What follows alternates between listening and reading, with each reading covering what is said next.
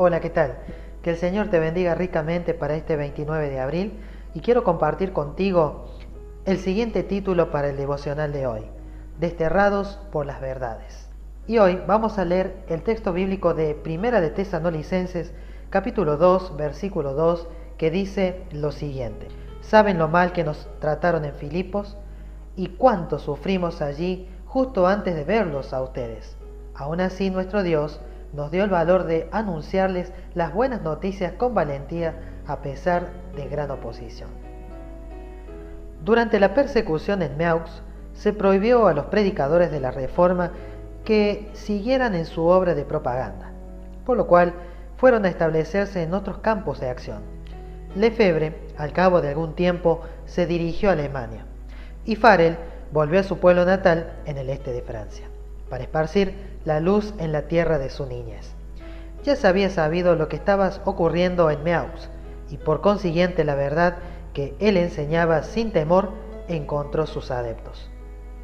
Muy pronto las autoridades le impusieron silencio y le echaron de la ciudad. Ya que no podía trabajar en público, se puso a recorrer los valles y los pueblos, enseñando en casas particulares y en apartados campos, hallando abrigo en los bosques y en las cuevas de las peñas de él, conocidos desde que frecuentara en los años de su infancia. Dios lo preparaba para mayores pruebas.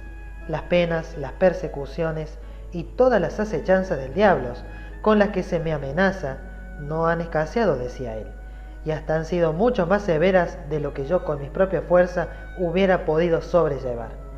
Pero Dios es mi Padre. Él me ha suministrado y seguirá suministrándome las fuerzas que necesite. Como en los tiempos apostólicos, la persecución había redundado en bien del adelanto del Evangelio, como se nos dice en Filipenses 1:12, expulsado de París y Meaux, los que fueron esparcidos iban por todas partes anunciando las palabras. Hechos capítulo 8, versículo 4. Y de esta manera, la verdad se abrió paso en muchas de las remotas provincias de Francia. Dios estaba preparando aún más obreros para extender su causa. En una de las escuelas de París, hallándose un joven formal de ánimo tranquilo, que daba muestras evidentes de poseer una mente poderosa y perspicaz, y que no era menos notable por la pureza de su vida que por su actividad intelectual y su devoción religiosa, su talento y aplicación hicieron pronto de él un motivo de orgullo para el colegio, y se susurraba entre los estudiantes que Juan Calvino sería un día uno de los más capaces y más ilustres defensores de la Iglesia. Pero un rayo de luz divino penetró aún dentro de los muros del colasticismo y de la superstición que encerraban a Calvino. Estremeciéndose al oír las nuevas doctrinas, sin dudar nunca que los herejes merecieran el fuego al que eran entregados, y no obstante, sin saber cómo, tuvo que habérselas con la herejía y se vio obligado a poner a prueba el poder de la teología romanista para rebatir las doctrinas protestantes. Hallándose en París un primo hermano de Calvino que se había unido con los reformadores, ambos parientes se reunían con frecuencia para discutir las cuestiones que perturbaban a la cristiandad. No hay más que dos religiones en el mundo, decía Olivetan, el protestante.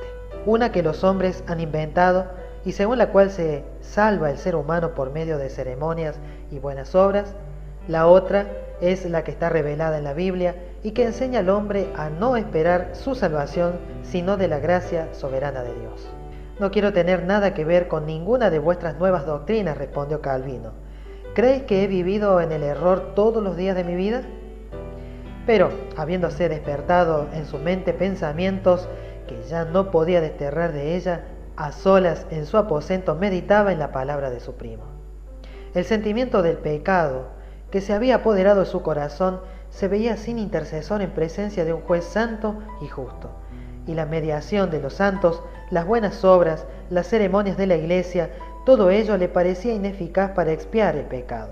Ya no veía ante sí mismo sino la lobreguez de una eterna desesperación. En vano se esforzaban los doctores de la iglesia por aliviarle de su pena. En vano recurría a la confesión y a la penitencia. Estas cosas no pueden reconciliar al alma con Dios.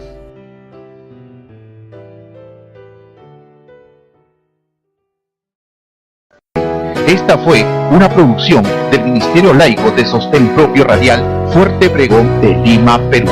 Búscanos en www.fuertepregón.com y rodoherrera14@hotmail.com.